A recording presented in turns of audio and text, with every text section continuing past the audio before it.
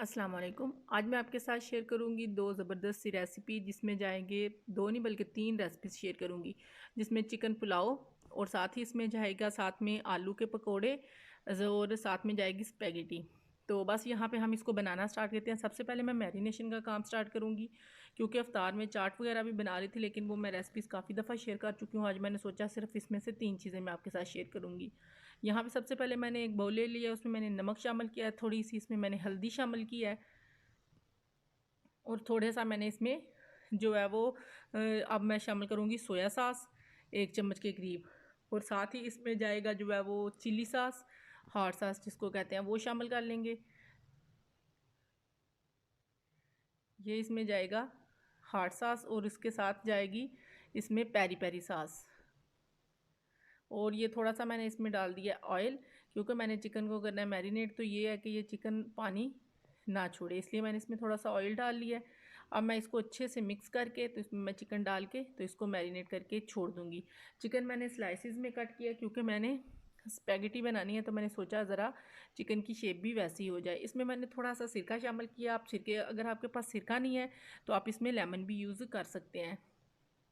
तो चिकन तकरीबन मेरे पास 200 ग्राम चिकन थी, जो मैंने इसमें यूज़ किया है, और इसके मैंने स्लाइसिस जो हैं वो कट कर लिए हैं। अब अच्छे से इसको मिक्स करके तो इसको मैं साइड पे कर दूँगी, ताकि इसकी अच्छे से मैरिनेशन हो जाए। और उसके बाद फिर हम अपना अगला काम करेंगे। अफ्तारी में मैं चीज़ें तो काफ़ी सारी बना रही थी, लेकिन रोज़ वही चाट, फ्रूट चाट और इस तरह की चीज़ें जो रोज़ हमारे घर में बनती हैं, तो मैं सोच रही थी कि वो चीज़ें आज स्किप करती हूँ, सिर्फ आज इसमें से कुछ ही चीज़ें जो है वो आपके साथ शेयर करती हूँ। यहाँ पर जो है ना, फिर बारी आ जाएगी है ऑयल साफ़ करने की, ऑयल को फ़िल्टर करने की। पता नहीं आप लोग करते हैं या नहीं। हम लोग रोज़ मतलब उसमें फ्राई करते हैं ना जब चीज़ें, तो वो एक ही फ्राइंग के बाद वो मतलब अगर हम क्रम्स वाली चीज़ फ्राई करें तब भी ऑयल का कोई हाल नहीं रहता, और दूसरा वो थिक थिक सा हो जाता है। तो बस अगर आपने ऑयल को फ़िल्टर करना है तो मैं आपको आज बताने लगी हूँ, सेम आप इसी प्रोसेस से करें तो आपको बहुत ही ज़बरदस्त रिज़ल्ट मिलेगा। पहले मैंने फ्लेम ऑफ रखी थी, ऑयल में मैंने डाल दिया कॉर्नफ्लोर। कॉर्नफ्लोर मैंने तकरीबन 3 चम्मच कॉर्नफ्लोर लिया है, और इसमें मैंने पानी शामिल करके कप भर के जो है इसमें मैंने फिर उसमें एक कप में इसको एक कप पानी में उसको मैंने मिक्स किया, और इसमें मैंने ऑयल में डाल दिया। ऑयल में डालने के बाद मैं इसको मिक्स करूँगी और फिर मैं आँच को जला लूँगी। आँच हमने दम वाली जो है वो फ्लेम रखनी है। उस पे हमने इसको इतना पकाना है कि जो हमने कॉर्नफ्लोर डाला है ना, वो बिल्कुल एक गुठली की, एक बॉल की शेप में आ जाए, मतलब कि वो बिल्कुल हार्ड सख्त हो जाए।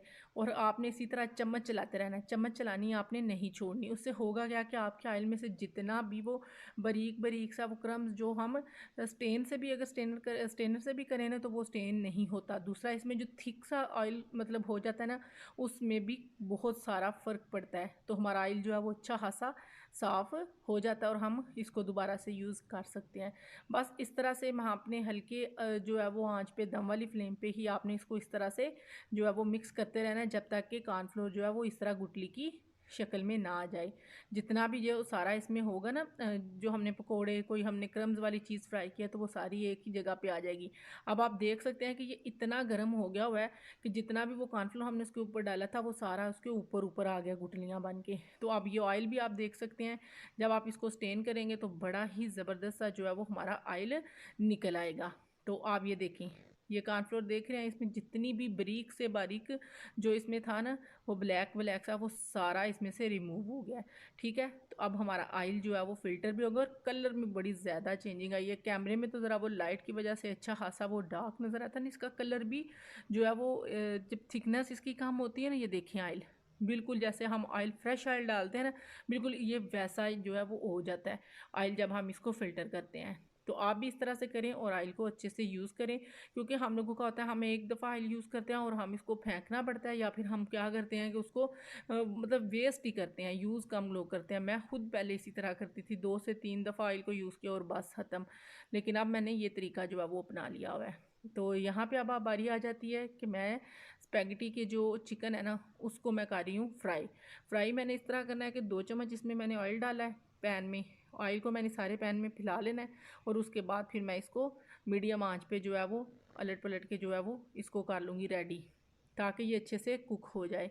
इसकी मैरिनेशन काफ़ी लंबी चौड़ी हो गई थी, मतलब कि सुबह में मैं जब काम मतलब स्टार्ट किया था ना किचन में, तो मैंने ये मैरिनेशन वाला काम पहले कर लेती हूँ, और उसके बाद जितने भी काम होते हैं वो सारे पहले कर लेती हूँ इस तरह के, जो कि हमें ठंडे भी चल जाते हैं। चने वगैरह बॉईल कर लेती हूँ और इस तरह सारा कुछ कर लेती हूँ ताकि कोई भी चीज़ मेरी जो है ना वो पीछे ना रहे।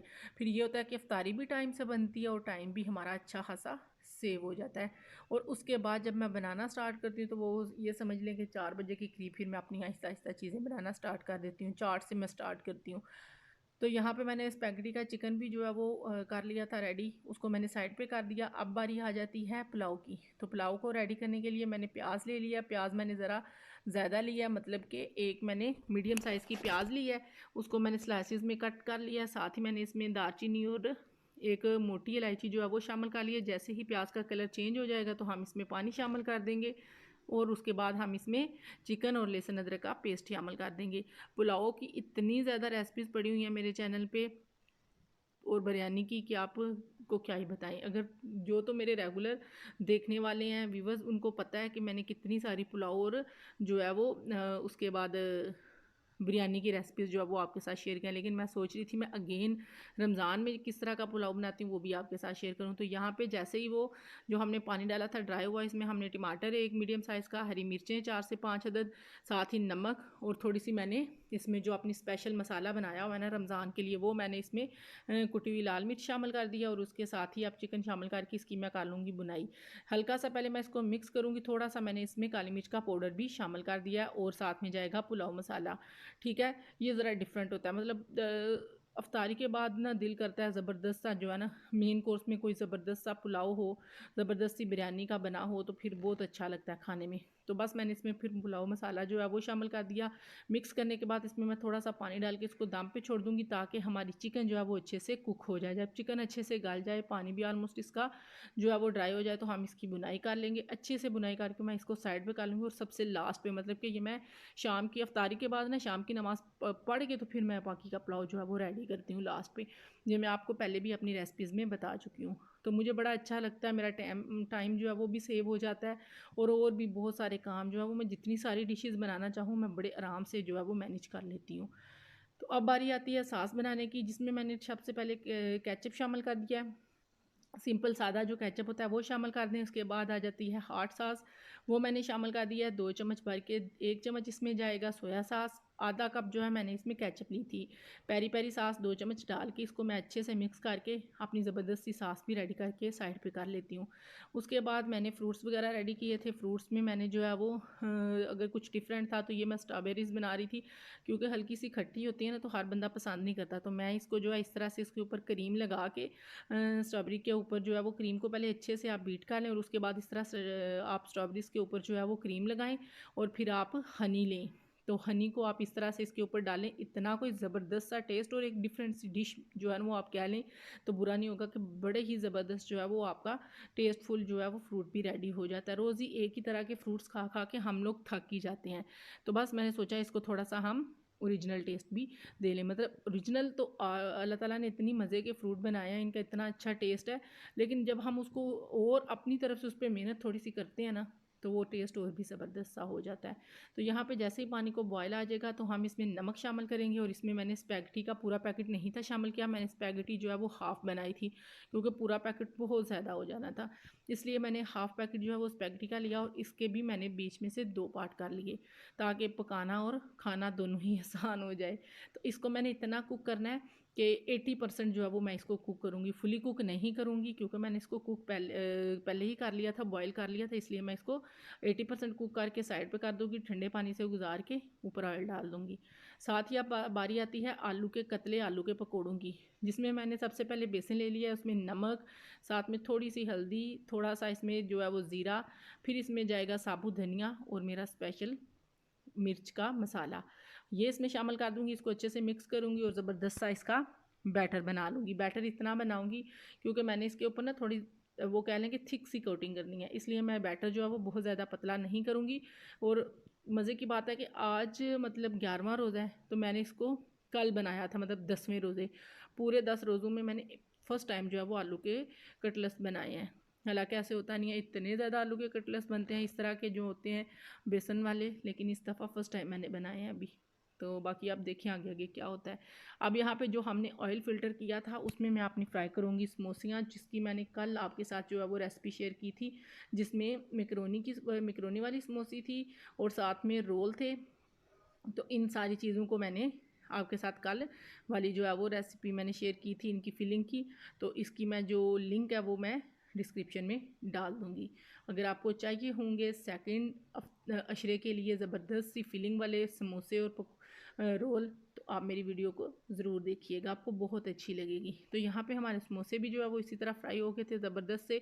ये आप देख सकते हैं कि ऑयल जो है बेशक इसका कलर जो है वो भी उतना चेंज नहीं हुआ, लेकिन यकीन करें कि ये इतना ज़बरदस्त फ़िल्टर हुआ था ना कि बिल्कुल भी जैसे फ्रेश ऑयल होता है ना, बिल्कुल वैसे हो गया था। आप लोग ज़रूर ट्राई कीजिएगा। अगर आपको ये अच्छा लगा ना ये वाला आइडिया, तो फिर मुझे कमेंट में बताइएगा कि आप लोगों ने ऑयल फ़िल्टर किया था तो क्या इसमें कोई आपको चेंजिंग नज़र आई या नहीं। ठीक है, मुझे ज़रूर बताइएगा।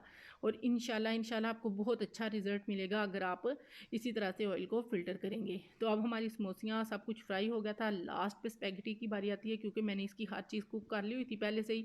तो अब मैंने सोचा थोड़ा मतलब लास्ट पूरा रह गया था उसका आलू का, तो मैंने बोला साथ साथ मैं स्पैगेटी भी रेडी कर लेती हूँ। यहाँ पे गाजर, बंद गोभी, पर्पल बंद गोभी और साथ में शिमला मिर्च और थोड़ा सा मैंने इसमें जो है वो प्याज जो है वो एक स्मॉल प्याज लिया और इस सबको मैंने जूलियन कट किया। साथ ही इसमें मैंने चिकन शामिल किया थोड़ा सा ऑयल डाल के। तो मैं अब इसको तकरीबन 2 मिनट के लिए तेज़ आंच पे तो कुक कर लूँगी। जैसे ही 2 मिनट हो जाएंगे इसको कुक करते हुए, फिर इसमें जाएगी स्पैगेटीज़ जो कि हमने पहले से बॉयल करके रखी थी। तो चलें, जब तक मैं स्पैगेटीज़ शामिल करती हूँ मैं आपको दिखाती हूँ कि मैंने आलू के जो कटलेट्स हैं वो किस तरह इसके ऊपर मोटी मोटी लेयर्स के साथ मैंने इसको फ्राई किया था। तो ये बड़े ही ज़बरदस्त लगे थे। आप मुझे बताइए आपको अफ्तारी में क्या पसंद है? आप अफ्तारी में पकौड़े या फिर इस तरह आलू के पकौड़े पसंद करते हैं, या फिर आपको जो है वो रोल समोसी ज़्यादा अच्छी लगती है? कमेंट में मुझे ज़रूर बताइएगा कि आपके घर में कौन सी चीज़ है जो रोज़ाना डेली बेसिस पे बनती है। क्योंकि हमारे घरों में तो जो है ना फैमिलीज़ में वो बनते हैं रोल और समोसी। वो कोई ऐसा दिन नहीं कि उनको हम स्किप कर सकें, क्योंकि उनके बगैर कहते हैं कि अफ्तारी कंप्लीट ही नहीं होती। एक ये और दूसरा चावल, मतलब कि वेजिटेबल वाले भी चावल हों लेकिन चावल पकने ही पकने हैं हर सूरत। ये 2 चीज़ें हमारी स्किप नहीं होती, इसके बगैर अफ्तार जो है वो कंप्लीट नहीं है। और चाट और चना चाट और साथ में फ्रूट चाट, ये चीज़ें भी बड़ी ज़रूरी होती हैं। लेकिन फ्राई जो अगर चीज़ों की बात करें तो इसमें ये चीज़ें बहुत जो है वो पकती हैं, रोल और समोसी, चाहे वो दो दो ही आएँ लेकिन बनानी ज़रूर होती हैं। तो हमारे ज़बरदस्त आलू के जो कटलेट्स हैं वो भी रेडी हो गए थे। आपको यकीनन मेरी रेसिपीज़ अच्छी लगती हैं, इसीलिए आप लोग देखते हैं, लाइक करते हैं, कमेंट करते हैं। अगर आपको अच्छी लगे, पसंद आए, मुझे लाइक शेयर और सब्सक्राइब ज़रूर कीजिएगा। कमेंट में बताइएगा कि आप लोगों को अफ्तारी में कौन कौन सी रेसिपीज़ पसंद आती हैं और कौन कौन सी आपने ट्राई की हैं। तो बस यहाँ पे आलू के कटलेट्स भी जो है वो उनको, जब आपने आलू के कटलेट्स जो है वो कोशिश करनी कि स्लाइस जो आप काटें ना वो पतले हों। आप अगर मोटा काटेंगे ना तो उसको पकने में अंदर से टाइम लगेगा और ऊपर से जो उसकी लेयर होती है ना बेसन की वो जल जाती है। क्योंकि मोस्टली लोग जो है वो तेज़ आंच में पकाते हैं, हालांकि इनको मीडियम आंच पे कुक करना चाहिए। अब मैंने इसमें स्पैगेटी शामिल कर दिया है। स्पैगेटी डालने के बाद इसको मैं थोड़ा सा मिक्स करूँगी और उसके ऊपर मैं जो मैंने सॉस बनाई थी वो उसके ऊपर मैं सारी इस तरह से शामिल कर दूँगी। तो हमारी ज़बरदस्त सी जो है ना स्पेशल किस्म की हमारी स्पैगेटीज़ जो है वो बन के रेडी हो गई हैं। अब हम इसको डिश आउट करेंगे और आपको दिखाएंगे। आपने तेज़ आंच इस पॉइंट पे आपने तेज़ रखनी है और अब इसको हम जो है वो प्लेट में निकालेंगे या बाउल में, जिधर जैसे भी आपको अच्छा लगता है आप उसमें निकाल के तो इस तरह से हम सर्व करेंगे। अब नमाज वगैरह पढ़ने के बाद, अफ्तारी कर लेने के बाद बारी आ जाती है पुलाव की। तो पुलाव को मैंने पहले से ही आपके सामने कुक कर लिया हुआ था सारा। अब बस मैं इसमें जो है वो इसको थोड़ा सा गर्म करूँगी और उसके साथ ही मैं इसमें शामिल कर दूँगी पानी। पानी शामिल करने के बाद जैसे इसमें बॉयल आएगा तो फिर मैं इसमें चावल शामिल कर दूँगी। यहाँ पे हमारी अफ्तारी जो है वो डन होगी हुई थी, लेकिन क्या है कि नमाज़ वगैरह पढ़ने के बाद फिर चावल तो ज़रूरी है।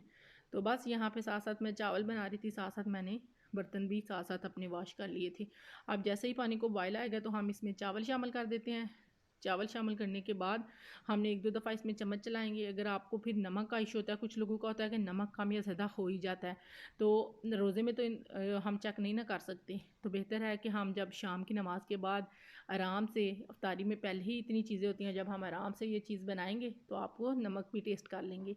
तो बस इसी तरह से हमारे चावल भी रेडी हो गए थे। मैंने इनको दम पे छोड़ दिया था और ज़बरदस्त से हमारे चावल जो है वो चिकन पुलाव बन के रेडी हो गया। तो अगर आपको रेसिपी अच्छी लगे तो लाइक शेयर और सब्सक्राइब ज़रूर कीजिएगा। थैंक